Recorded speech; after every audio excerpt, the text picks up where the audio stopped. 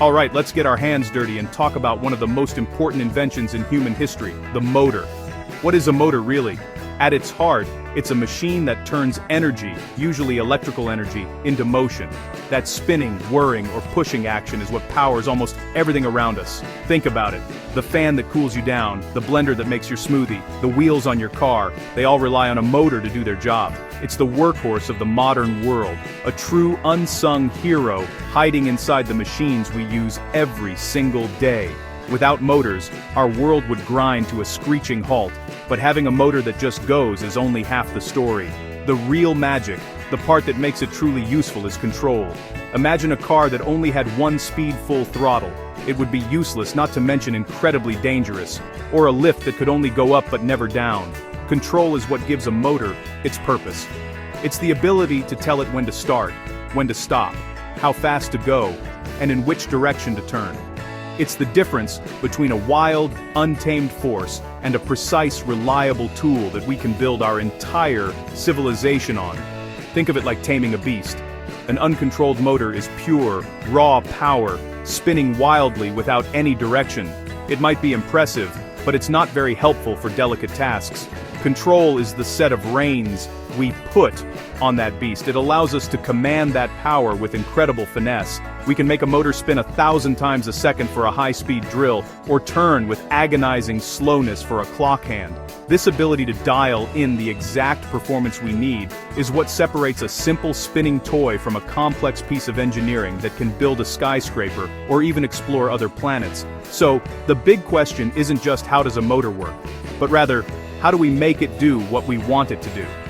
The story of the motor is really the story of its control systems.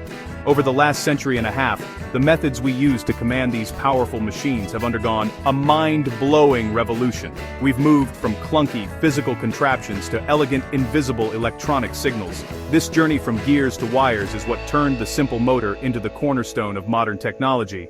And it's a fantastic tale of human ingenuity and problem-solving. Let's rewind the clock a bit.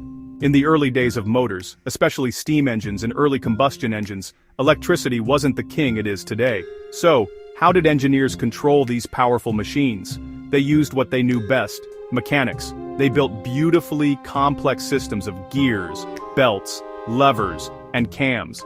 These weren't just parts, they were a physical language used to communicate with the motor. If you wanted to change the motor's speed, you might pull a lever that physically shifted a belt from a small pulley to a larger one, just like changing gears on a bicycle.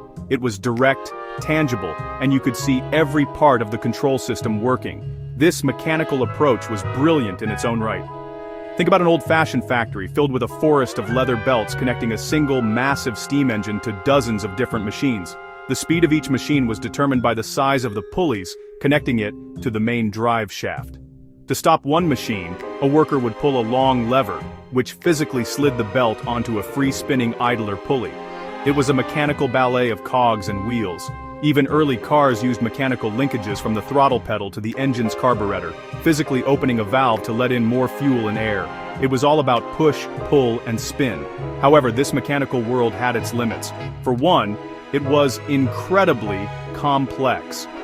Building these systems required a huge amount of precision engineering, and if one gear tooth broke or one belt slipped, the whole system could fail. Maintenance was a constant battle. These machines needed to be oiled, adjusted, and repaired constantly. The noise, the grease, the sheer physical danger of all those exposed moving parts made factories a hazardous place to be. Furthermore, the control you could get was quite crude. You could have slow, medium, and fast, but getting a precise speed in between was often impossible. The lack of precision was a major roadblock. Imagine trying to build a modern computer chip using a machine controlled by belts and levers. You just couldn't do it. Mechanical systems are also slow to react. Shifting a massive gear or a heavy belt takes time and physical effort. There was no way to make instantaneous adjustments, which is something we take for granted today. While these mechanical marvels built the Industrial Revolution, engineers knew there had to be a better, cleaner, and more precise way to tell a motor what to do. They were pushing the absolute limits of what cogs and levers could achieve. Then came the game changer, electricity. At first, electrical control was incredibly simple. The most basic form was just a switch. You close the switch, the circuit is complete, and the motor runs at full speed. Open the switch, the circuit breaks, and the motor stops. This was a massive leap forward in itself. Instead of pulling a heavy lever to disengage a belt, you could just flick a small switch.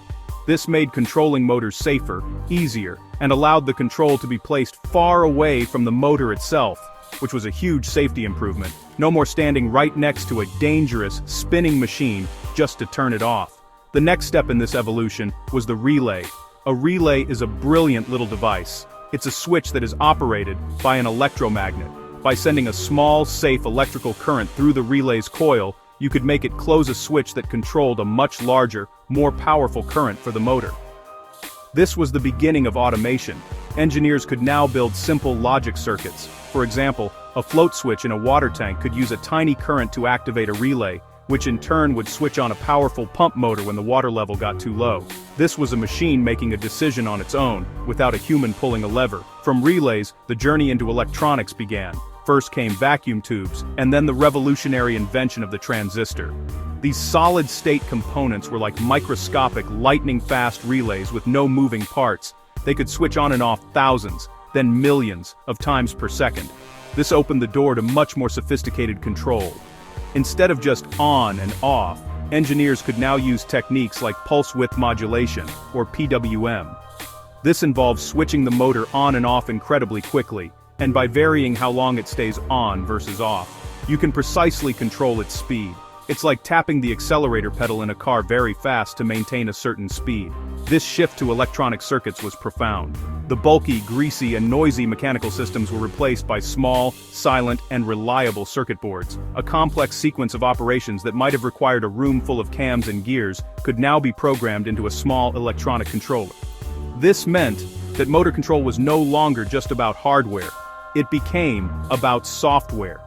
You could change how a motor behaved simply by changing a few lines of code, rather than rebuilding an entire mechanical assembly. This flexibility was the key that would unlock a whole new universe of possibilities for what motors could do. The move to electrical and electronic control didn't just make things better, it made entirely new things possible. The key word is precision. With electronic controllers, we can command a motor to move by a fraction of a degree, and hold that position perfectly. This is the technology that allows a robotic arm in a car factory to weld a seam with pinpoint accuracy, or enables a CNC machine to carve a complex part from a block of metal. This level of precision was simply unimaginable in the age of belts and levers. It allows for a level of quality and consistency in manufacturing that has defined our modern world. This precision also brought incredible automation. Let's look at a modern washing machine. You press a button for the delicate cycle, and a small computer, a microcontroller, takes over. It tells the motor to turn the drum gently one way, then the other. It knows exactly how fast to spin for the wash, rinse, and final spin cycles. It even uses sensors to check if the load is balanced. This complex dance of different speeds and directions would be mechanically nightmarish to create, but is simple for a small circuit board. The motor is the same, but the electronic brain controlling it makes it infinitely more capable and versatile. Safety is another huge benefit. In a car, for example, an anti-lock braking system uses sensors on the wheels to detect when a wheel is about to lock up during heavy braking. An electronic controller then rapidly pulses the brakes far faster than any human could, preventing a skid. This is an active safety system where a computer controls motors and valves to react to a dangerous situation in milliseconds. This simply could not exist without high-speed electronic motor control.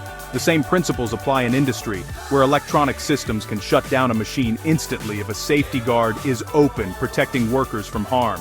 In the end, the evolution from gears to wires has been a story of empowerment. By replacing clunky mechanical linkages with intelligent electronic signals, we have made motors more efficient, more reliable, and infinitely more useful. This change has made our machines smarter, our factories more productive, and our lives safer and more convenient. From the subtle vibration in your phone to the drone, delivering a package, every one of these marvels is a testament to the power of precise motor control. The motor might still be the muscle, but electronics gave it a brain.